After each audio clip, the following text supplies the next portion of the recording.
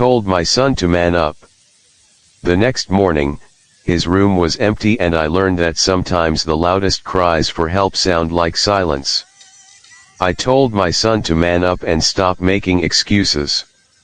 I didn't realize I was yelling at a drowning person. I only understood that later, when I found his bed empty and the silence of his room became permanent.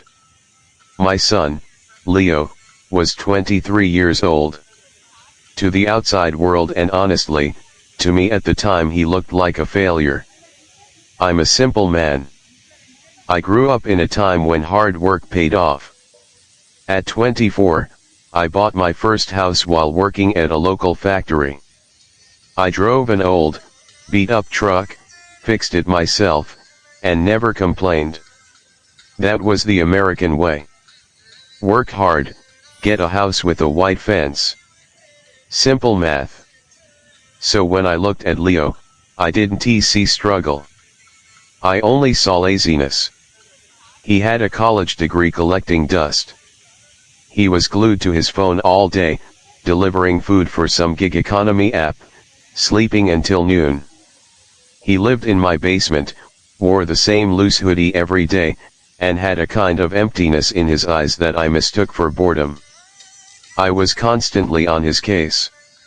The world doesn't owe you a living, Leo, I'd say, slamming my coffee mug on the table. Get a real job. Build some character. The Tuesday that changed my life started like any other. I came home from the workshop, grease on my hands, pleasantly exhausted from a hard day's work. Leo was in the kitchen, staring at a bowl of cereal. It was 6 in the evening. Just waking up now, I asked, irritation rising in my chest. No, Dad, he said quietly. I just got back. I was doing deliveries. Deliveries, I scoffed. That's not a career, Leo. That's a hobby. At your age, I had a mortgage and a baby on the way. You can't even cover your gas money. He put the spoon down. He looked pale, thinner than before. Dad, the market is really bad. No one hires at entry level without 3 years of experience. And rent, even a tiny studio, is $2,000 a month. The math just doesn't work. The math works if you work, I snapped. Stop blaming the economy. Stop blaming the system. It's about grit. Do you think it was easy for me in the 90s? We didn't have safe spaces. We just worked. Leo looked at me. His eyes were heavy, not with sleep, but like they were holding up a ceiling. I'm trying, Dad. I really am. But I'm just so tired. I rolled my eyes. I actually rolled them. Tired from what? Sitting in a car using your phone? I've been on my feet 10 hours. I'm tired. You're just unmotivated. You get everything for free: electricity, food, a roof, and you walk around like the weight of the world is on your shoulders. The kitchen went silent. The fridge hummed softly. The news played in the background, talking about inflation, but I wasn't listening. I was waiting for him to argue, to push back, to show some fire. Instead, he just nodded. You're right, he whispered. I'm sorry I'm not like you were at my age. I'm sorry the math doesn't work for me. He stood up, walked over to me, and did something he hadn't done since he was 10 years old. He hugged me. It wasn't a strong hug, it was more like collapsing against me for support. I won't be a burden anymore, Dad. I promise. Go get some sleep. I stood there, feeling justified. Finally, I thought. Finally it got through to him. Tough love. That's what this generation needs. I went to bed thinking I was a good father. The next morning, the house was quiet. Too quiet. I woke up at 6:30, ready to drag him out of bed.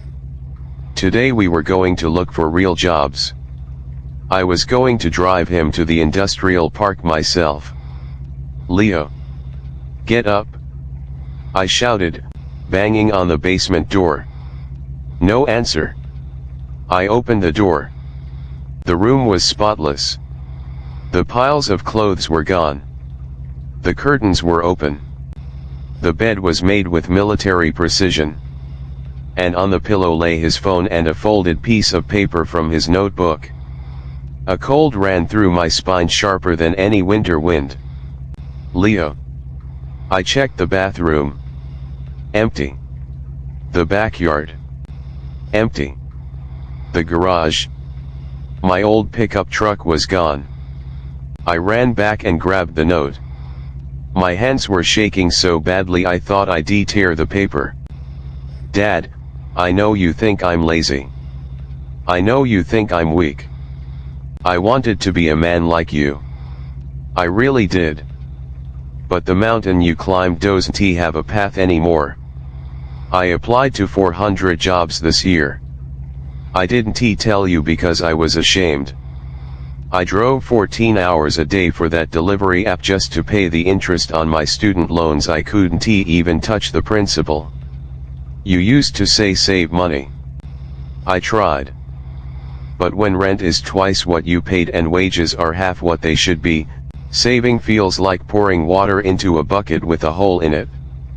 I stopped my medication 3 weeks ago because my insurance ran out, and I didn't want to ask you for money again. That's why I was tired.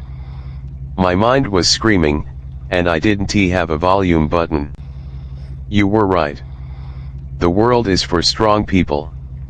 And I don't have the strength to fight anymore. I'm taking the truck to the old bridge. I'm sorry. You won't have to pay my bills. Love, Leo. The scream that came out of my throat wasn't human. It sounded like a trapped animal. I dialed 911. I drove toward the bridge. I drove so fast the world turned into gray streaks.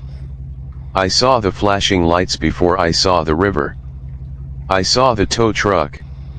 I saw my pickup, the one I was so proud of fixing, being pulled out of the water, dripping mud and grass.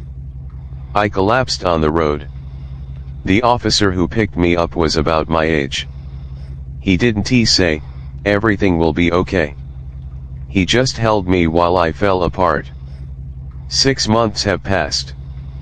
People say, it wasn't your fault, Jack. Depression is a silent killer. And they're right. It's an illness. But I can't stop replaying the math. I checked his phone records later. He wasn't lying. He really had applied to hundreds of jobs. He got nothing but automated rejection emails. He was working while I slept. He was fighting a war I refused to see, because I was too busy looking at the past through rose-colored glasses. I measured his success by the standards of 1990, and when he didn't meet them, I beat him with them. We tell our kids, at your age, I had a house and a car. We forget to mention that houses used to cost 2 years' salary, not 20. We forget we had pensions, not gig contracts. We forget we had hope. Leo didn't need a lecture about grit. He needed a father who understood that I'm tired doesn't mean I need sleep. It means, I'm running out of reasons to live. Every Sunday, I go to his grave. I tell him about the truck. I apologize. But he can't hear me. The world is full of Leos right now, young men and women working harder than we ever did, for half the reward, carrying the weight of a broken economy and a digital loneliness we don't understand. If your child says they're tired, if they seem stuck, if they're struggling to stand in a world that clipped their wings, please, set your judgments aside. Throw away your back in our day stories. Don't tell them to man up. Tell them you're with them. tell them their worth isn't measured by their paycheck or their property. I would give everything, my house, my pension, my pride, just to see my son lazily sleeping on that couch one more time. A perfect dead son is nothing but regret. Listen to the silence before it becomes eternal.